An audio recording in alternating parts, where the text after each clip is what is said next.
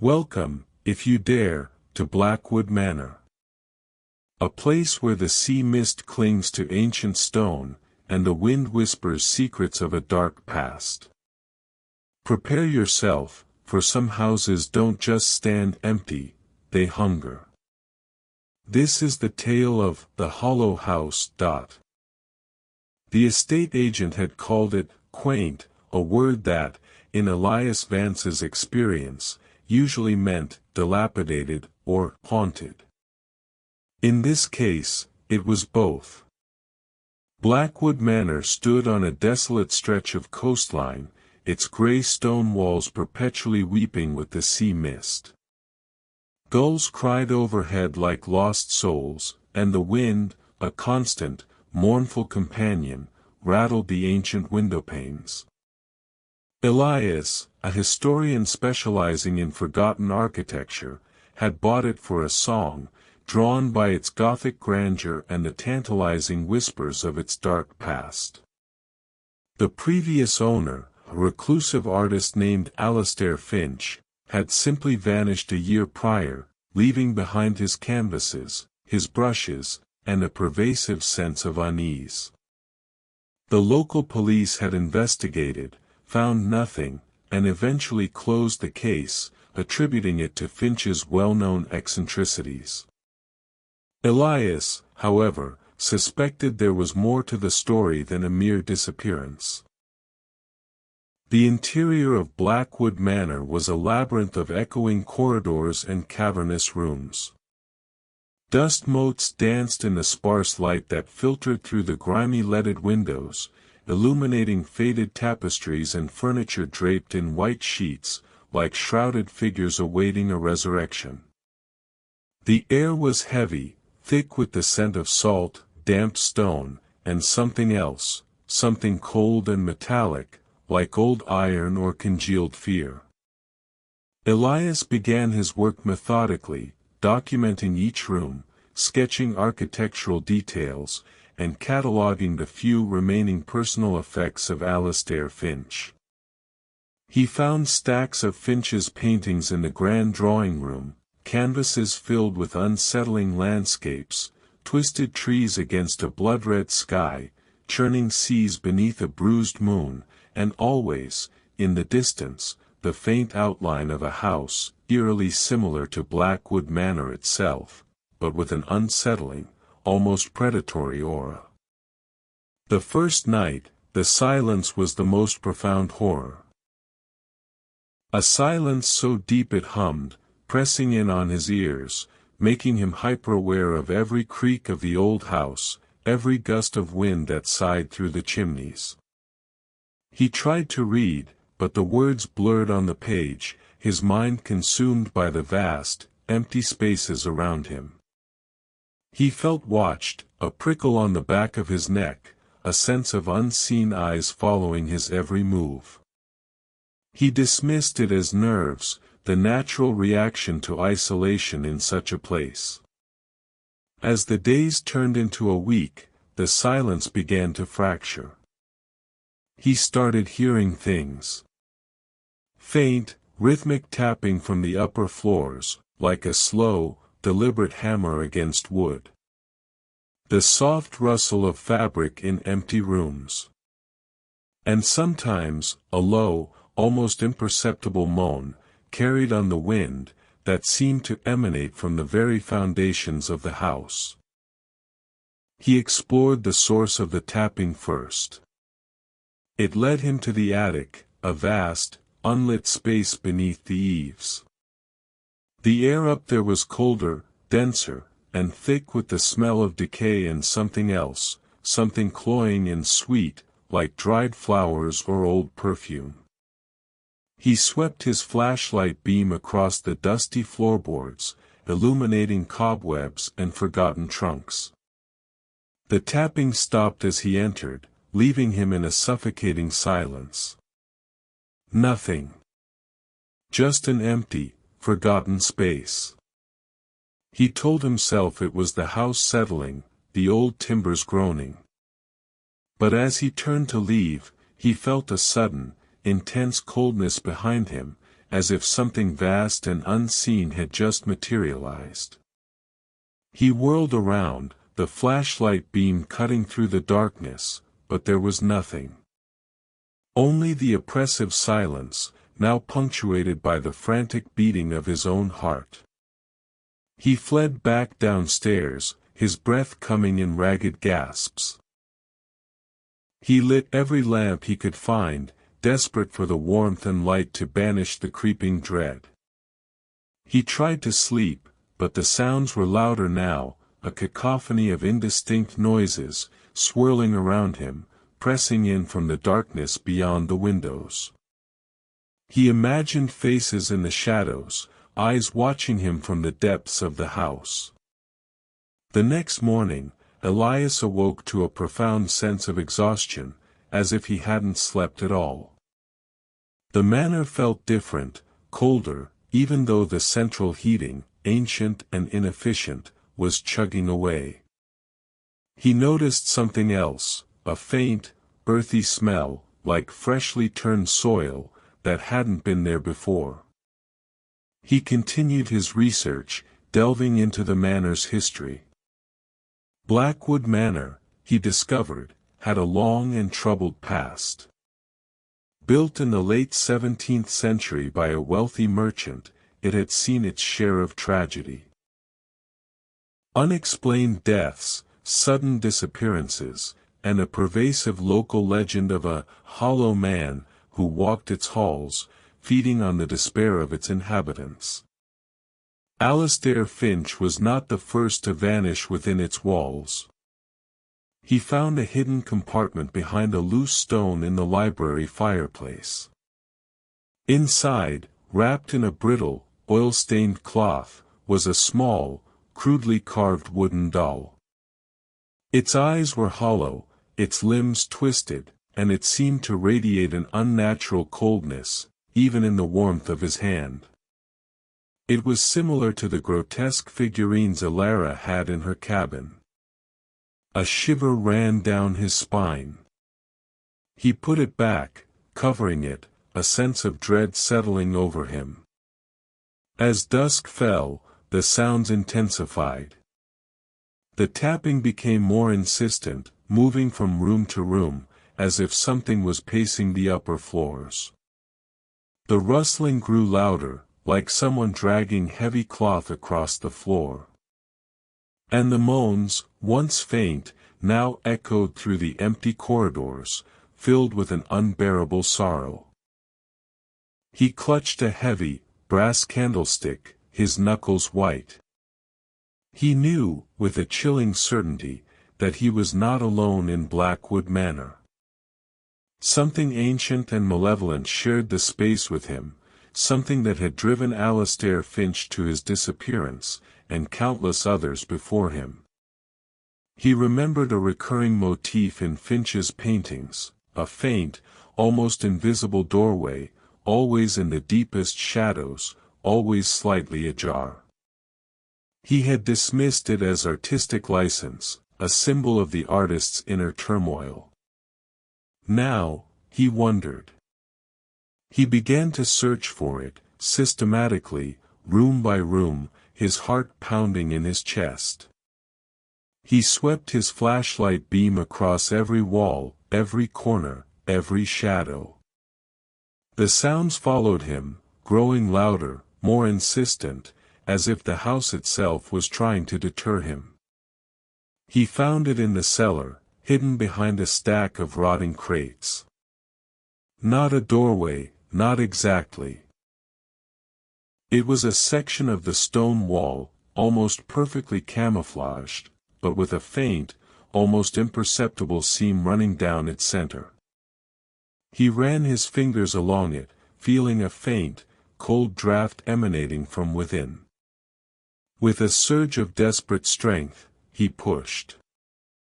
The stone groaned, grinding against itself, and slowly, agonizingly, a narrow opening appeared. A blast of frigid air, thick with the earthy smell and the cloying sweetness, assaulted his senses. Beyond the opening, there was only impenetrable darkness. He hesitated, a primal fear screaming at him to turn back, to flee. But his historian's curiosity, and a growing sense of grim determination, pushed him forward. He squeezed through the narrow gap, his flashlight beam piercing the suffocating blackness. He found himself in a small, circular chamber, its walls rough-hewn stone, wet with condensation. In the center stood a single, ancient stone altar, covered in dried, dark stains. And on the altar, arranged in a grotesque tableau, were dozens of the same crudely carved wooden dolls, their hollow eyes staring into the void. As he stood there, the sound swelled into a deafening roar, a chorus of guttural sounds and piercing shrieks that seemed to tear at the very fabric of his sanity. He clapped his hands over his ears, but the sound was inside him, vibrating in his bones. He felt a profound sense of dread, a primal fear that made his stomach churn. Then he saw it. From the darkest corner of the chamber, a shadow detached itself from the wall, slowly, deliberately. It was tall, impossibly thin, its form shifting and wavering like smoke. It had no discernible features, only a vague, humanoid outline, and two pinpricks of red light, like malevolent eyes, that glowed from within its depths. The Hollow Man. Elias screamed, a raw, animalistic sound, and swung the candlestick wildly. It passed through the shadow, meeting no resistance.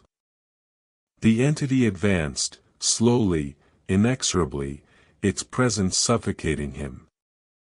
He could feel its coldness, its ancient hunger. It was reaching for him, tendrils of shadow extending like grasping claws. He stumbled backward, tripping over a loose stone, and fell to the damp floor. The candlestick clattered away, out of reach. He scrambled to his feet, desperate.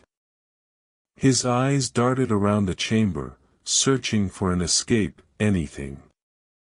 The opening he had come through seemed to have vanished, the stone wall now a seamless, impenetrable barrier. The entity was upon him, its shadowy form looming over him. He could feel its breath, cold and fetid, on his face. The sounds were now a coherent chorus, chanting his name, promising pain, promising oblivion. The red eyes glowed brighter, drawing him in.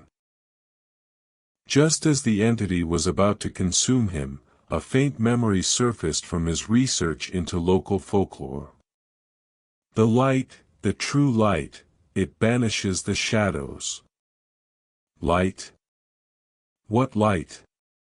He looked around frantically.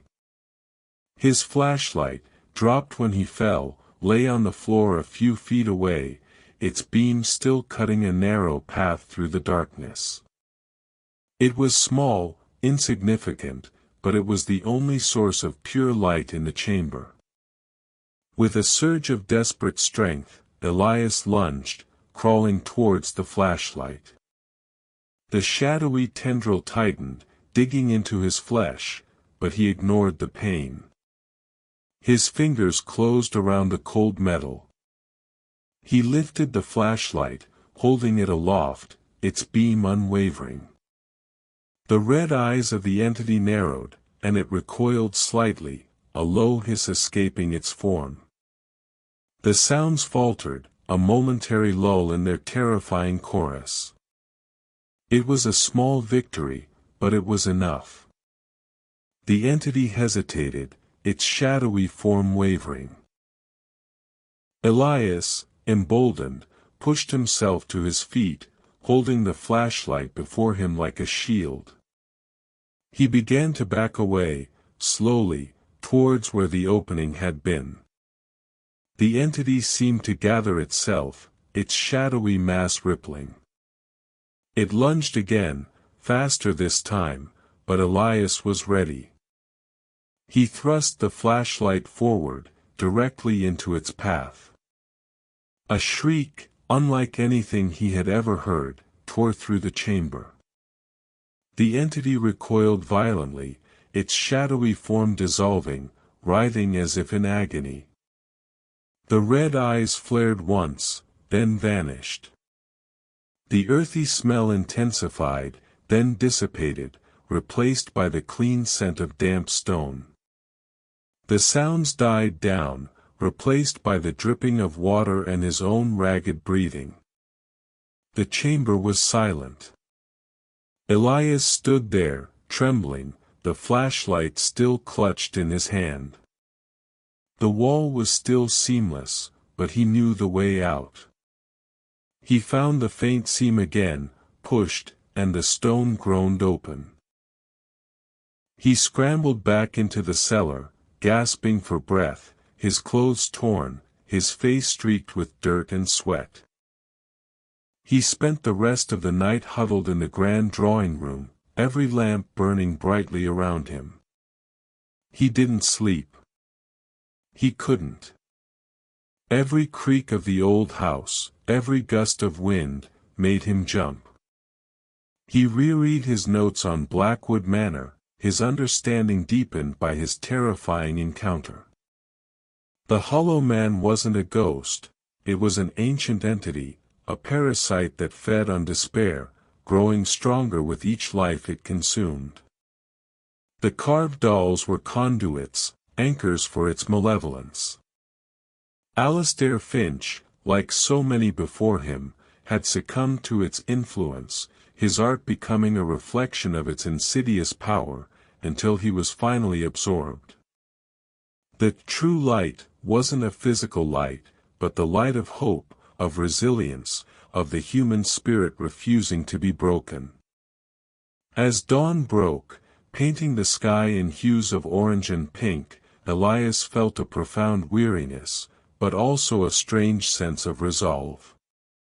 He would not abandon Blackwood Manor. He would not let the Hollow Man claim another victim.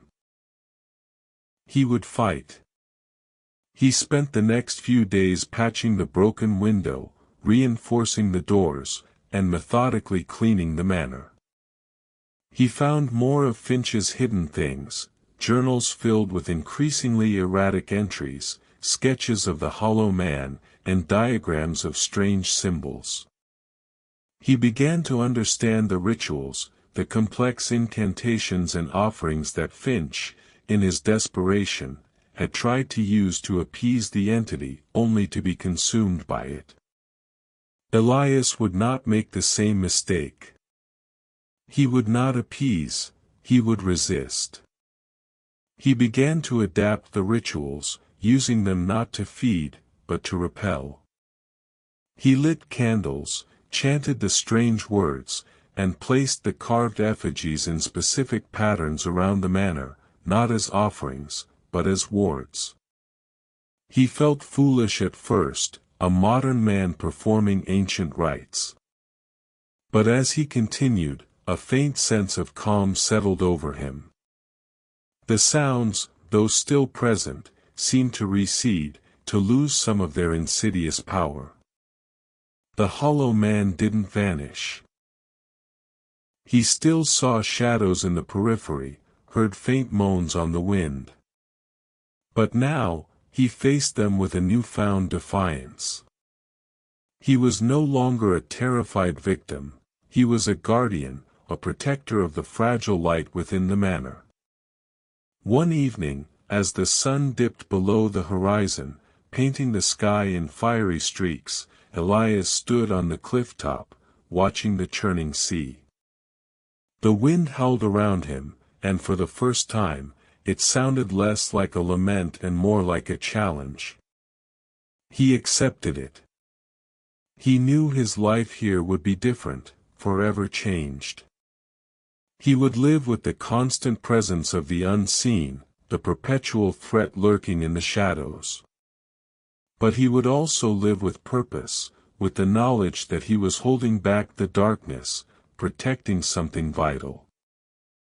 Blackwood Manor held its secrets, its ancient malevolence. But now, Elias Vance held a secret of his own, a flicker of hope, a defiant flame against the encroaching night. And as the first stars appeared in the inky blackness, he knew, with a chilling certainty, that Alistair Finch, and all the others, were finally at peace. The battle was far from over, but he was ready. He was finally home. The weeks that followed blurred into a strange, isolated routine.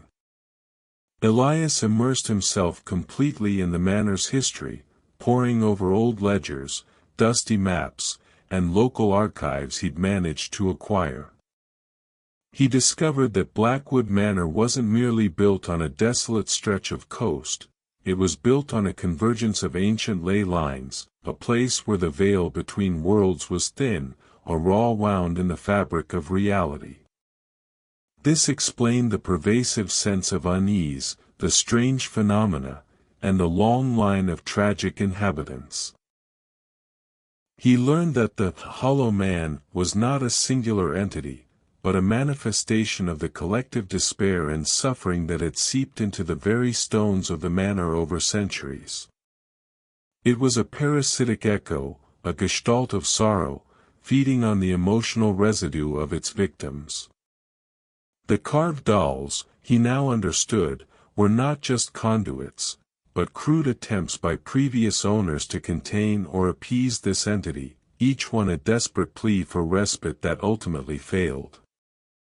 Elias began to experiment with the rituals he'd found in Finch's journals, carefully adapting them, twisting their intent. Finch had used them to attract, to invite.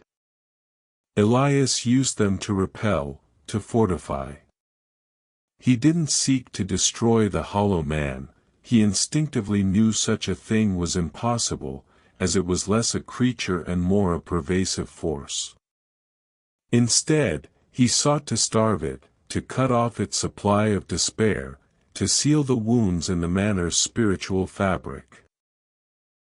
He started with the grand drawing room, the heart of Finch's artistic torment. He meticulously cleaned it, removing every trace of the previous owner's dark art. He then drew intricate patterns on the floor with sea salt and crushed herbs, symbols he'd deciphered from ancient texts, designed to disrupt negative energies. He lit dozens of beeswax candles, their pure light pushing back the oppressive shadows that seemed to cling to the corners of the room. As he worked, the cold spots in the room seemed to recede, the faint moans replaced by a subtle, almost imperceptible hum of positive energy. The sounds, however, did not cease entirely.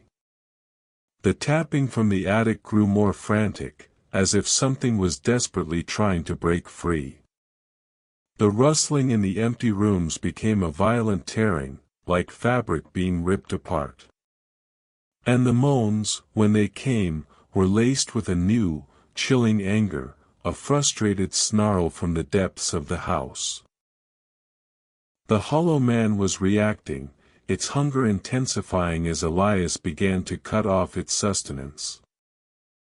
One particularly stormy night, the manor groaned and shuddered under the onslaught of the wind and rain. Elias was in the library, surrounded by his research, when a deafening crash echoed from the upper floors.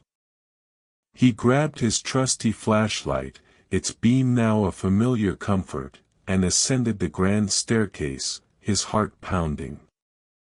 The source of the noise was the master bedroom, a vast, opulent space that had remained untouched since Finch's disappearance.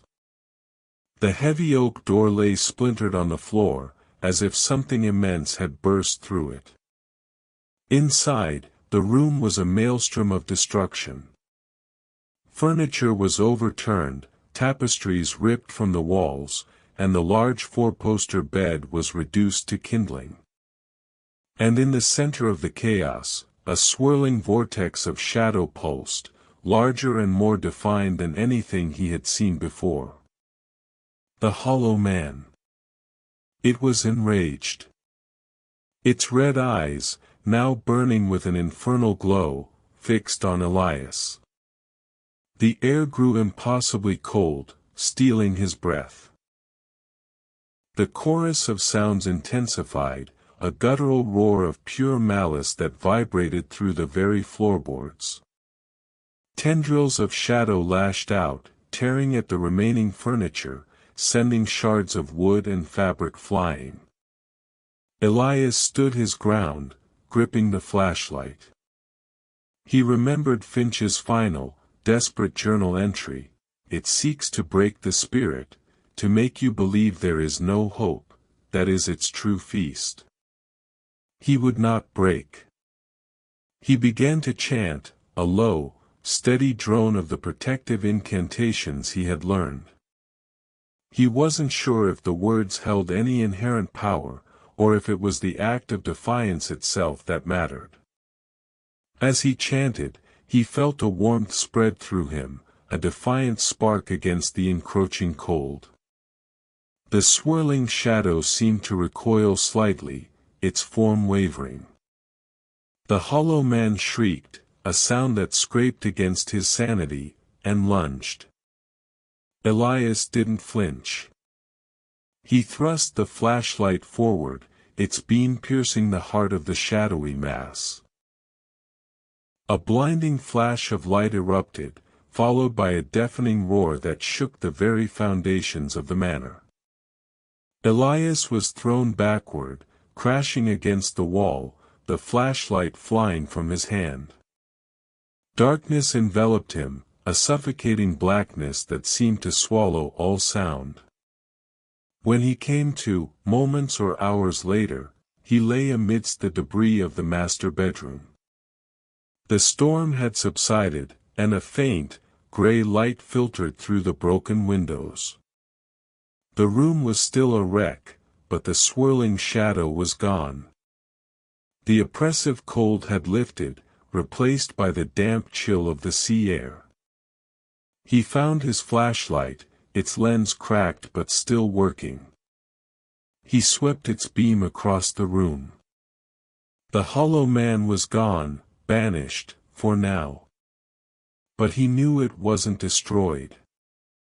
It had merely retreated, wounded, to the deeper, darker recesses of the manor, or perhaps, to the very ley lines beneath.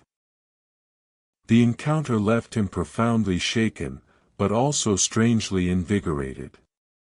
He had faced the entity, and he had survived. He had even, perhaps, wounded it. It was a small victory, but a significant one. He spent the next few months systematically fortifying the manor.